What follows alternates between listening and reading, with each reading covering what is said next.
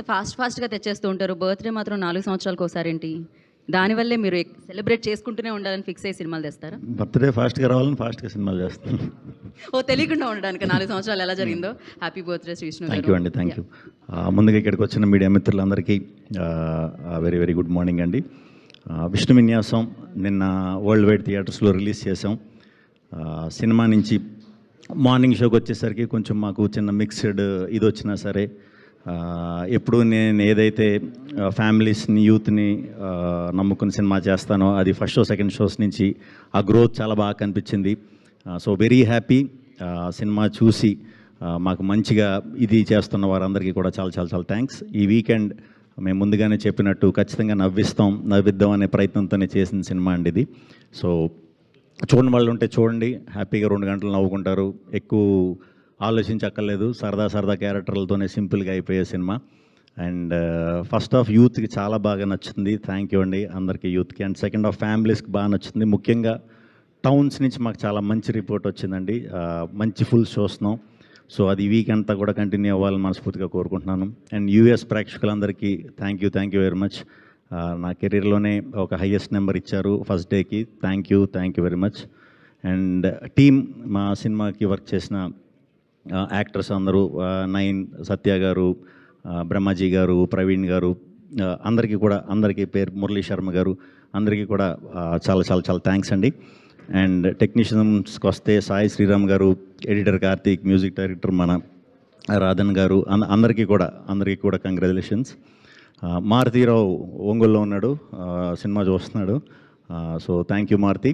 And producers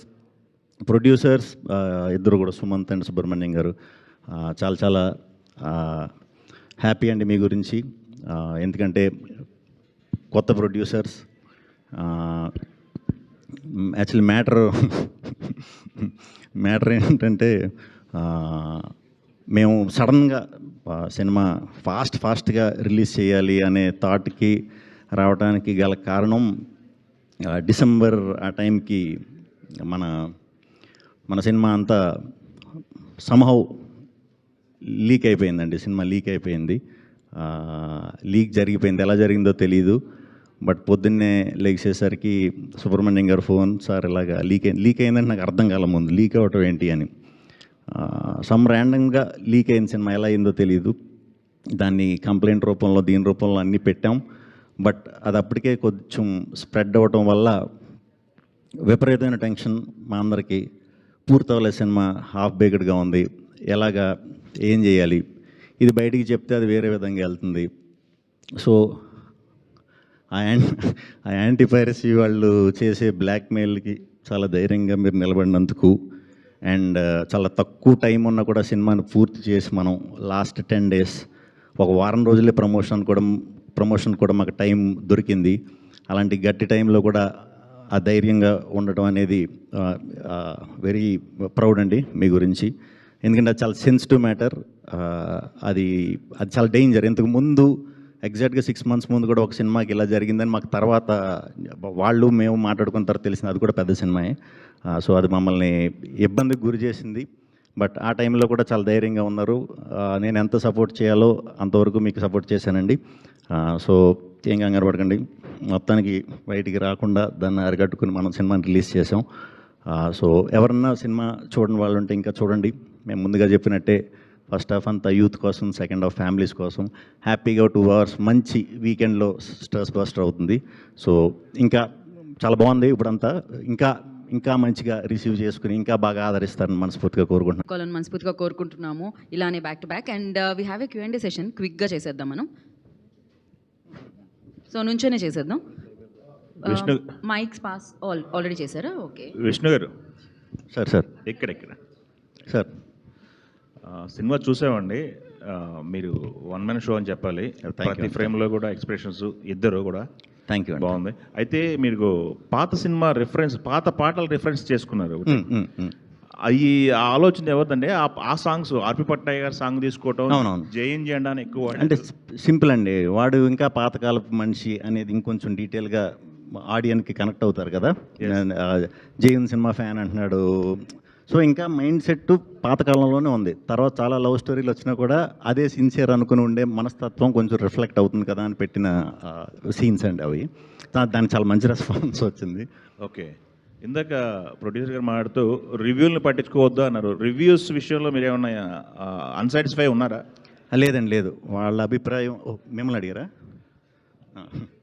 ఎవరైనా చెప్పండి. అది 100% వాళ్ళు అభిప్రాయాన్ని మేము గౌరవిస్తామండి, తప్పు లేదు.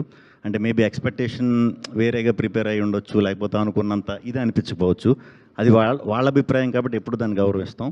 బట్ అల్టిమేట్గా అది మన ముందు నుంచి చెప్పినట్టు ఫస్ట్ హాఫ్ యూత్కి, సెకండ్ హాఫ్ ఫ్యామిలీస్కి ఏదైతే చెప్తున్నానో అక్కడి నుంచి మనకి డెఫినెట్గా మంచి రెస్పాన్స్ వచ్చింది. అండ్ అంతేనండి, అంతే. ఓకే. ఇందాక ఒక లీక్ అయింది, సినిమా లీక్ అవ్వడం వల్ల మేము హడావుడి అయిందన్నారు. ఆ హడావుడి వల్ల ఏమన్నా స్క్రిప్ట్లో చేంజెస్ ఏమైనా జరిగినాయి? హడావుడికి షూట్ చేసేయాలి, కంప్లీట్ చేసేయాలని చెప్పేసి ఏమన్నా? చాలా జరిగినాయి అండి, చాలా జరిగినాయి.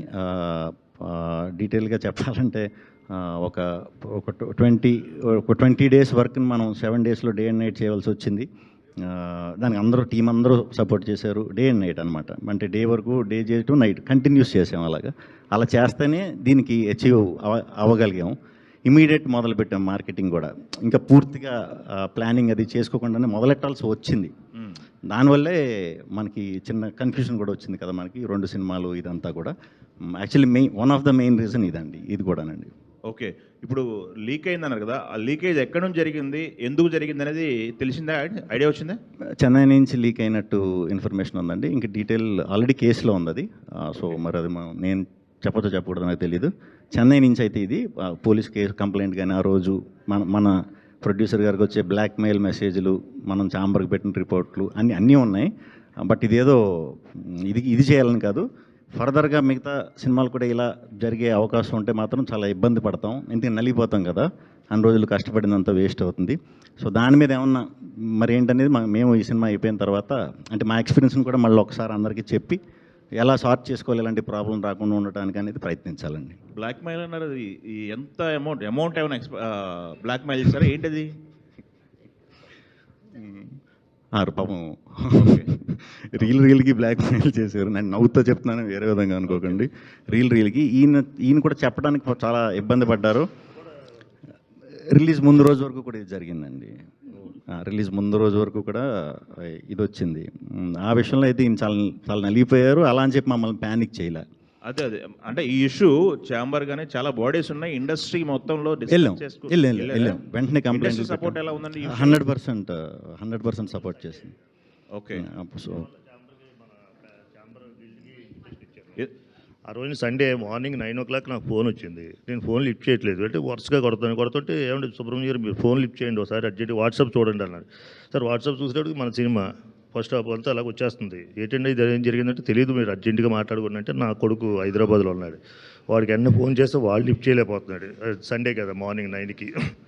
మా వర్క్ బాయ్ ఉంటే బాయ్ ద్వారా మా అబ్బాయి చెప్తే వెళ్ళి చూసేటప్పటికి వాడు మా వాడు టెన్షన్ పడి అసలు ఏమీ అర్థం కాలేదు. డాడీ అసలు ఏంటి డాడీ, మన భవిష్యత్తు ఏంటి, మన పరిస్థితి ఏంటి, సినిమా అంతా ఇలా బయటకు వచ్చేస్తే మనం ఎలాగా అంటే నాకు కూడా ఒకేసారి బాడీ అంతా షేక్ అయిపోయింది. భూమి మీద కాళ్ళు అలా కదిలిపోయినాయి. వెంటనే మనకి ఏం గుర్తుకొస్తుంది, మా వయసు వాళ్ళకి పిల్లలు కనబడతారు. పిల్లల భవిష్యత్తు ఏంటి, సినిమా అంతా ఇలా బయటకు వచ్చేది ఏంటి, నా కూతురి పెళ్లి చేయాలి, నా కొడుకుని సెటిల్ చేయాలి అన్నది ఎంత కళ్ళ ముందు అలాగా ఒక 10 నిమిషాలు నాకేం కనబడక లైట్గా పెయిన్ వస్తాయి దెబ్బరం చేసుకొని అంటే మా అబ్బాయి దగ్గరికి మా అబ్బాయి ఫోన్ లిఫ్ట్ చేసి ఏ డాడీ అంటే అన్ని పంపించాను. పంపితే వాడు తర్వాత దాన్ని ఎలా జరిగిందంటే మా యూనిట్లోంచే తెలియకంటే వెళ్ళిపోయింది. లాక్ వేసుకోలేదు. ఓకే. లాక్ వేయకంటే పంపించారు. ఓకే. ఎవరికి పంపించారంటే మన మీకు వచ్చిందా, ఎవరికో లాక్ వెళ్ళితే అది బయటికి వెళ్ళిపోయింది. ఆ బయటికి వెళ్ళిపోవడం వల్ల ఆ జరిగిన మిస్టేక్ చాలా పెద్ద డ్యామేజ్ జరిగింది. దాని తర్వాత చాలా ఇబ్బందులు పడ్డాం. నా కొడుకు మళ్ళీ మా అబ్బాయి మొత్తం అంతా చూసి ఎలా వచ్చింది డాడీ అంటే, మీకు ఫోన్ నెంబర్ అంటే నాకు పలానా ఫోన్ నెంబర్ వచ్చిందంటే, ఆ ఫోన్ నెంబర్ నుంచి ఎక్కడి నుంచి వచ్చింది అంటే పట్టుకొని నా కొడుకు సార్ట్అవుట్ చేశారు. సార్ అది ఈ లోపల ఛాంబర్కి చంద్రశేఖర్ గారు ఫోన్ చేశారు. చంద్రశేఖర్ గారు